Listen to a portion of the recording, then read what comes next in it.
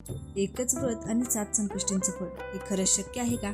आपण दर महिन्याला संकष्टी चतुर्थी पाळतो, पण काही संकष्टी इतरांपेक्षा वेगळ्या असतात, अधिक शक्तिशाली असतात आणि त्यातील सर्वात विशेष म्हणजेच अंगारकी संकष्टी. अंगारकी संकष्टी म्हणजे मंगळवारी येणारी संकष्टी चतुर्थी. अंगारकी हा शब्द अंगार म्हणजे अग्नी या शब्दातून आलेला आहे. अग्नीप्रमाणेच या दिवशी कार्यरत असलेली ऊर्जा तीव्र असते, शुद्ध करणारी असते आणि आतून परिवर्तन घडवणारी असते. म्हणून शास्त्र सांगतं, संकष्टी चतुर्थी ही स्वतः विघ्नहर्ता गणपतीची तिथी आहे. पण जेव्हा ही तिथी मंगळवारी येते तेव्हा एक अद्भुत योग निर्माण होतो. मंगळ ग्रहाची ऊर्जा आणि गणपतीची बुद्धी या दोन्ही शक्ती एकत्र येतात. याचा परिणाम असा होतो की फक्त बाहेरचे अडथळे नाही तर माणसाच्या आतली विघ्न सुद्धा नष्ट होऊ लागतात.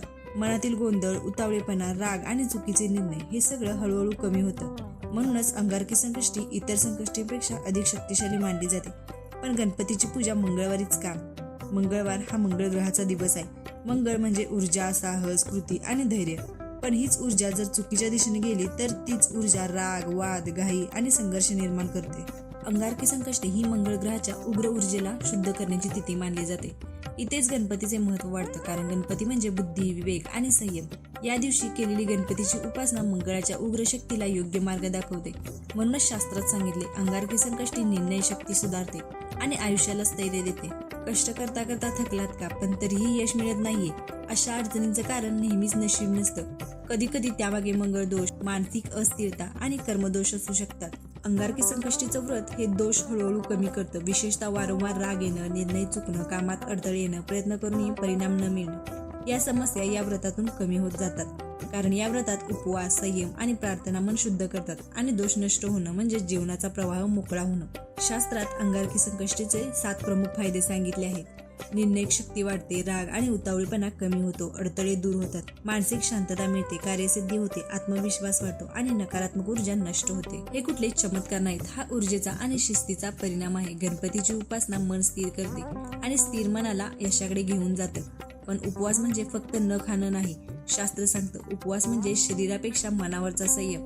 अंगारकी संकष्टीच्या दिवशी सकाळी स्नान करून गणपतीचं ध्यान करायचं. दिवसभर सात्विक विचार ठेवायचे, राग, वाद आणि नकारात्मकता टाळायची.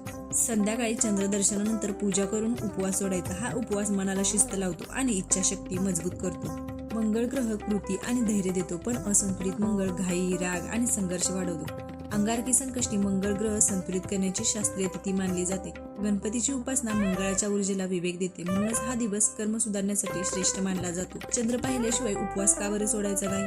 कारण चंद्र म्हणजे मन आहे. संकष्टीला चंद्रदर्शन हे मनाच्या शुद्धीकरणाचं प्रतीक आहे. दिवसभर संयम आणि रात्री चंद्रदर्शनानंतर मन शांत होतं. यामुळे भावनिक अस्थिरता कमी होते आणि अंतर्मन स्थिर होते. लग्न जुळत नाहीत, नोकरीत अडथळे येतात, कर्जाचा ताण वाढतो. अंगारकी संकष्टी या सगळ्यांवर उपाय मानले जाते.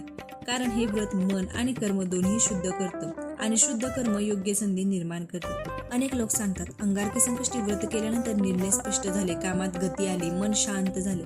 ही जादू नाही, हा संयमाचा परिणाम आहे. जेव्हा मन शांत होतं तेव्हा मार्ग आपोआप सापडतो. एका दिवसाने आयुष्य बदलू शकत नाही, पण शास्त्र स्पष्ट सांगतं, अंगारकी संकष्टीत 7 संकष्टींचं फळ देतं. कारण हा दिवस बुद्धी, ऊर्जा आणि संयम एकत्रित आणतो. म्हणूनच अंगारकी संकष्टी चुकवणं म्हणजे एक मोठी संधी गमावणं. हा व्हिडिओ आवडला असेल तर शेअर करा आणि कमेंट्समध्ये गणपती बाप्पा मोरया लिहायला विसरू नका. अशाच माहितीसाठी या चॅनलला सबस्क्राईब करा. धन्यवाद.